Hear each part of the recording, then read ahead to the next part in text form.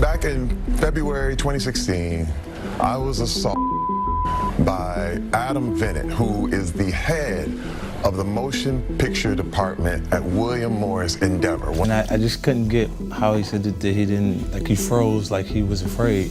But what he was effectively telling me while he held my in his hand was that he held the power, that he was in control.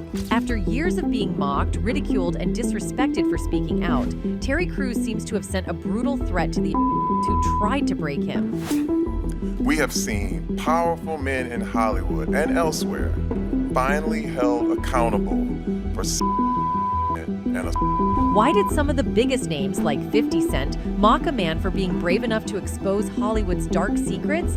And why are these same now scrambling as Terry flips the script on them? Like, I wasn't trying to make fun of sex. Terry Crews was like the Hulk. From the disturbing details of Terry's to the vicious backlash he endured, this isn't just a story of survival. It's a warning. And here's the question: is Hollywood ready for the reckoning Terry Crews is bringing? And for me, I realized that that's what I needed to do in almost every aspect of my life. Like, go for it. Terry Crews is a household name, a beloved actor, comedian, and former NFL player. But in 2017, his life took a shocking turn when he revealed he was a victim of SA. The revelation came with an emotional price: public ridicule, career risk, and an outpouring of disbelief.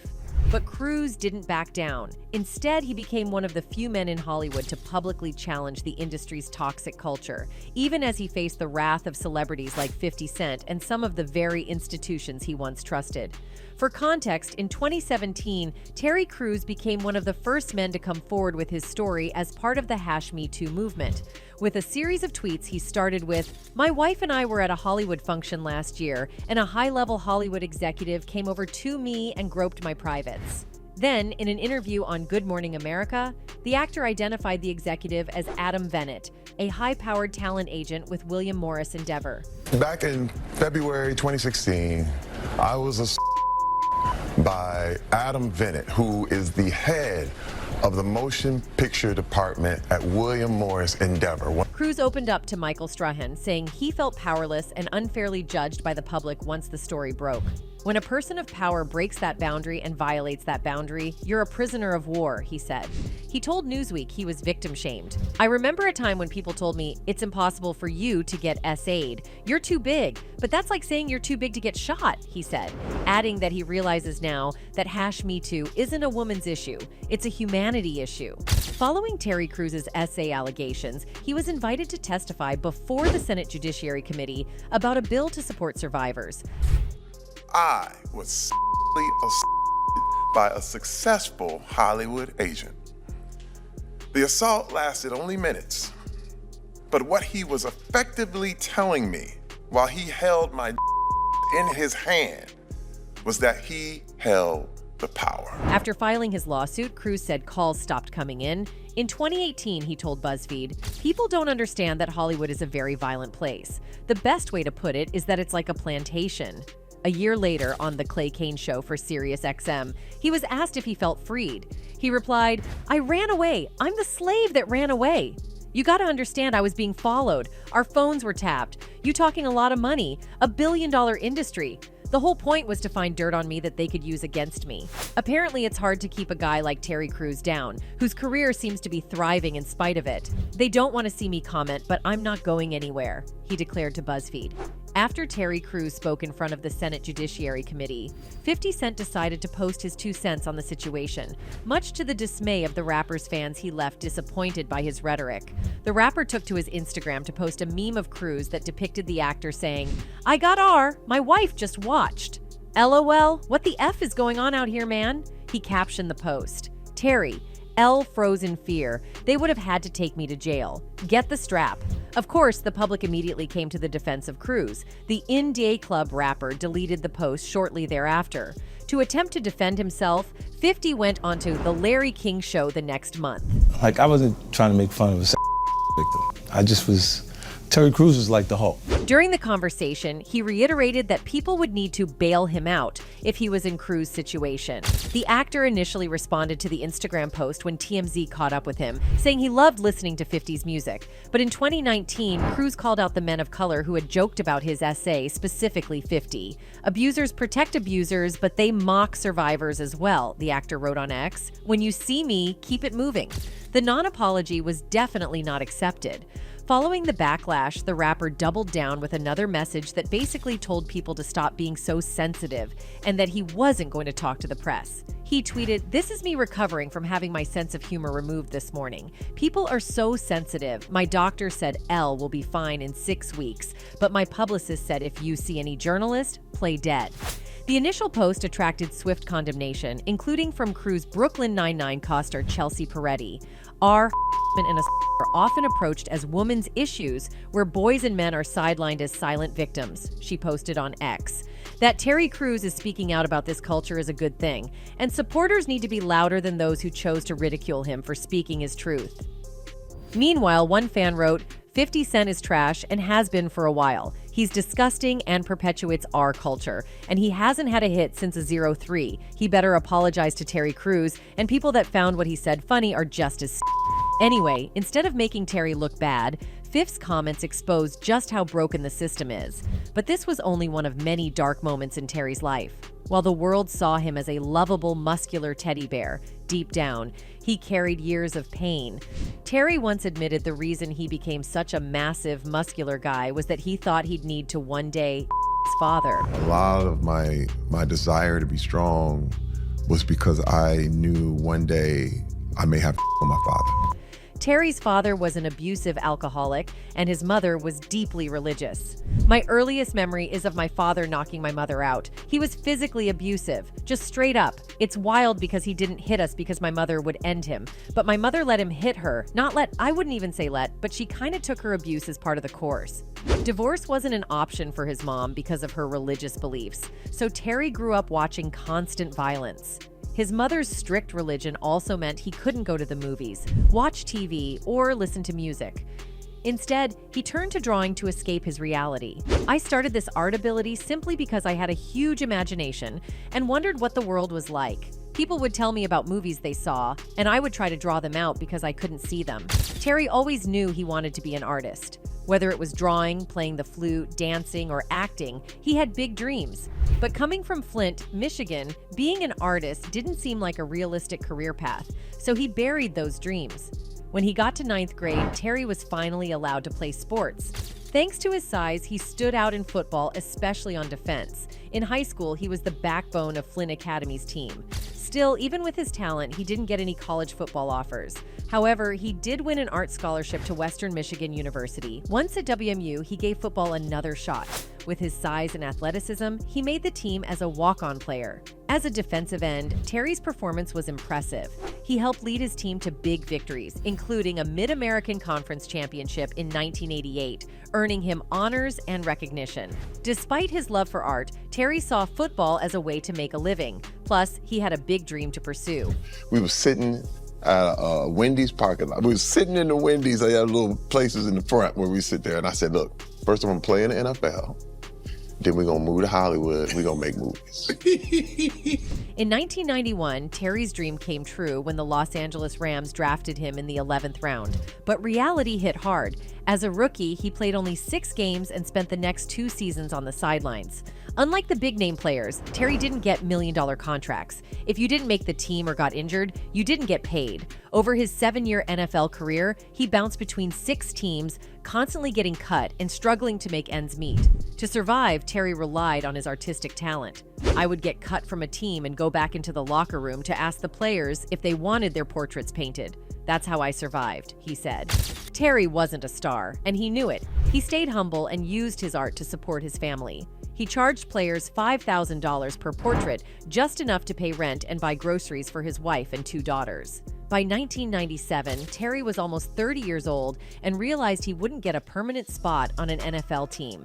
Feeling like a failure, his wife reminded him of the promise he'd made years earlier, to move to Hollywood and make movies. But how does a man with no money, no connections, and a family of 4 make it in Hollywood? Terry struggled, taking whatever jobs he could find. He borrowed money from friends, worked in factories, and even took security gigs outside film sets. Finally, he got his first acting opportunity. Terry lived off his friend's money for a year and a half while trying to land a job in Hollywood working behind the scenes. Despite his efforts, he wasn't successful. Desperate to pay the bills, he went to a temp agency, which got him a job sweeping factory floors for $8 an hour. Sweeping floors humbled me. Like, there's a breaking that you have to go through. Because there was a long time I wouldn't do that. Right. And I was like, hey man, I'm too proud for this. After his stint sweeping floors, Terry used his size and background in the NFL to apply for security jobs. He landed several in Los Angeles, working outside various Hollywood studios. In 1999, one of these jobs placed him on the set of Next Friday, starring Ice Cube and Mike Epps. His task? To secure Ice Cube's car for 12 hours. I was literally just watching Cube's car, Terry recalled. I felt like I was in the business, but I was so far from actually being part of it. While working security, Terry befriended a location manager, whose job was to oversee film production locations and hire security to protect them. The manager invited Terry to check out a film being shot in the area. Training Day starring Denzel Washington. He told me, "Come check it out. It's an intense movie with Denzel," Terry said. "I showed up as a visitor. Sometimes you just have to show up. Opportunities come when you're there." On set, Terry closely observed Denzel Washington preparing for his scenes. "I was studying him. I saw how an actor at the top of his game does his thing," he said. Then, out of the blue, director Antoine Fuqua approached him. He asked, "Do you want to be in this movie?" I said, "Yes, sir. Whatever you need me to do." Fuqua told him he'd find ways to use him in the film. Terry volunteered for the role without expecting payment, wanting only to help make the movie great. Terry had a small, uncredited role in Training Day, but the film became a $100 million box office hit. It also happened to be one of Ice Cube's favorite movies. When Cube saw Terry in the film, he remembered him from his security job 2 years earlier. Cube reached out and asked Terry to audition for Friday After Next. "They remembered me," Terry said. "I got a chance to audition, and I remember sitting in the waiting room with Cat Williams, both of us hoping and praying we'd get the roles." Terry and Cat decided to give it their all during the audition. "There was no holding back," Terry explained. "In our scenes, it's like an intense drama." One at a time, players, one at a time. Busy right now, working with a monster. You know what this is, baby. New food. Though Friday After Next wasn't a major box office success, the Friday series was a cult classic beloved by millions. The film put Terry on the map, particularly in Black Hollywood. "Everyone knew my name and face after that," Terry said. "I knew I was in my destiny." But even with his rising career, Terry faced dark times. One Christmas, which he calls the Christmas from Hell, he took his wife and kids back to Flint, Michigan, to visit family. He warned his father, Big T, to behave in front of the grandchildren. But once the alcohol flowed, Big T lost his temper and hit Terry's mom, knocking her tooth out. Terry confronted his father, but Big T brushed him off, and Terry lost control, hitting him back. His brother joined in, and together they beat their father. Reflecting on the incident, Terry said, I didn't feel better. It didn't work. The event left Terry shaken. "When you retaliate, you're just like everyone else. You're not rising above," he said. Afterward, Terry stayed away from Flint for over a decade. He threw himself into his work in Hollywood, masking his pain. Although Terry was building a career, he hadn't yet proven himself as a leading man. He took on minor roles and said yes to almost every opportunity, sometimes working on 4 movies a year. His dedication paid off when he landed a breakthrough role as Latrell Spencer in White Chicks. The comedy, about 2 bumbling FBI agents disguising themselves as wealthy white women, became an instant cult classic. Terry's performance as Latrell, a pro basketball player with a crush on one of the agents in disguise, stole the show. Terry had met Damon Wayans through earlier work. Damon's brother Keenan Ivory Wayans was directing White Chicks. Keenan was so impressed with Terry's audition that he encouraged him to improvise on set. Terry felt free to let loose, delivering a hilarious performance that solidified his comedic talent. One memorable scene features Latrell on a date with Tiffany, actually an FBI agent in disguise. As they drive, Latrell turns on the radio and passionately sings along to Vanessa Carlton's 1,000 Miles. Remarkably, the scene was filmed in just 1 take because Terry already knew every word of the song. Slowly but surely, everything just started to change for me. People would give me my mail, like, making my way downtown. White Chicks grossed over $100 million, and Terry's career skyrocketed. Soon after, he landed a role in Adam Sandler's The Longest Yard, about a washed-up quarterback assembling a prison football team.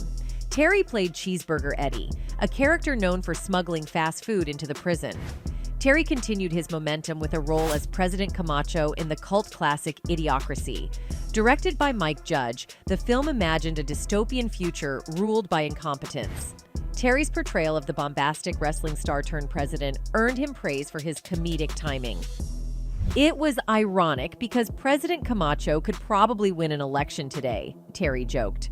On the set of Idiocracy, Terry made a connection that led to another defining role, portraying Julius, Chris Rock's father, on the TV sitcom Everybody Hates Chris. This role showcased Terry's range, balancing humor with heartfelt moments, and further cemented his place in Hollywood. Let him go. Who you supposed to be? Dad, it's okay. Dad. Everybody Hates Chris was an extremely highly rated sitcom, achieving a near-perfect score from both fans and critics. Although it is a comedy, it primarily focuses on adolescence and family life in inner-city poverty. It depicts the determined struggles of decent parents trying to provide a better life and values for their family, which made Terry the perfect candidate for the role, as it mirrors his real-life experiences. Cruz's character, Julius, was loved for his insane levels of frugality. Throughout his career, Terry Crews constantly broke the trope that muscular African Americans had to be portrayed as tough gangsters. Muscles aren't funny was a common thought in the industry, but Terry knew he could break that barrier. He didn't need to pretend to be something he wasn't for the approval of Hollywood. He didn't have to build some facade and maintain it just to get consistent work. He always remained himself. And that's why fans loved him. Terry Crews is a giant, muscular teddy bear who deserves to be loved and appreciated for his hard work. Through the 2000s, Terry Crews was officially a superstar, but his dark past, which he hid from his wife, was at its tipping point. Not the money, fame, nor acceptance from the world could distract him from the secrets he was hiding from his family. Terry Crews was obsessed with from a very young age. "I was addicted to since I was 12 years old," he told Wendy Williams in 2015. The following year, he posted a series of videos on Facebook coming clean about his dirty little secret. He started by dispelling the myth that nobody can be addicted to "If day turns into night and you are still watching, you probably have got a problem. And that was me," he said. He explained how it impacted him. "It changes the way you think about people. People become objects. People become body parts. They become things to be used rather than people to be loved," he said. Terry Crews shared how it threatened his marriage. "It affected everything. My wife was literally like, 'I don't know you anymore. I'm out of here. I had to change," Crews shared. "I literally had to go to rehab for it." Crews kicked the porn habit, but never spoke to anyone about it, including his wife, for years. His addiction and his silence drove the couple apart. "Every time I watched it, I was walled off. It was like another brick that came between me and my wife." Crews told people that his celebrity status only fueled his addiction. "Success is the warmest place to hide," he said. "Fame made it worse. Hollywood didn't care. It still doesn't care if you lose your family. It happens every day." But this was not even the worst part. On his darkest day, which he now calls D-Day, he had to admit to his wife that he had cheated on her. Something that the porn use led to me being unfaithful years earlier. Okay. And what happened was, after years of hiding and not saying anything, she confronted me. She was like, "What is it I don't know about you, Terry Crews?" In 2010, after 2 decades together, Terry Crews' marriage to singer Rebecca King Crews had reached its breaking point. In their 2021 audio memoir, Stronger Together, via People, Rebecca recounts what they refer to as their D-Day. After Terry opened up about porn addiction being unfaithful, she said, "It was like death." Rebecca threatened to walk out on him, and Terry admitted he could not stop crying. She would stay in her bedroom for days, and the children were caught in the middle of it. Terry acknowledged, "This thing has become a problem," and eventually patched things up with Rebecca after he did the work in rehab and therapy. In his Facebook confession, Terry said, "I did not get help so I could get my wife back. I got help because I needed it. She did decide to stay with me because she knew I was repentant." Terry's control issues also created tension over the years in their marriage. In a recent interview with Newsweek, the Everybody Hates Chris actor said he had to learn how to be an equal partner with his wife. "Growing up, I was always told that to be a man, you had to take ownership of your house and everyone in it," he said. "I had to realize that you cannot love someone and control them at the same time." Most men in Hollywood, or in general, would have listened to their ego. They would have convinced themselves that their infidelity was no big deal and trivial compared to what other men did.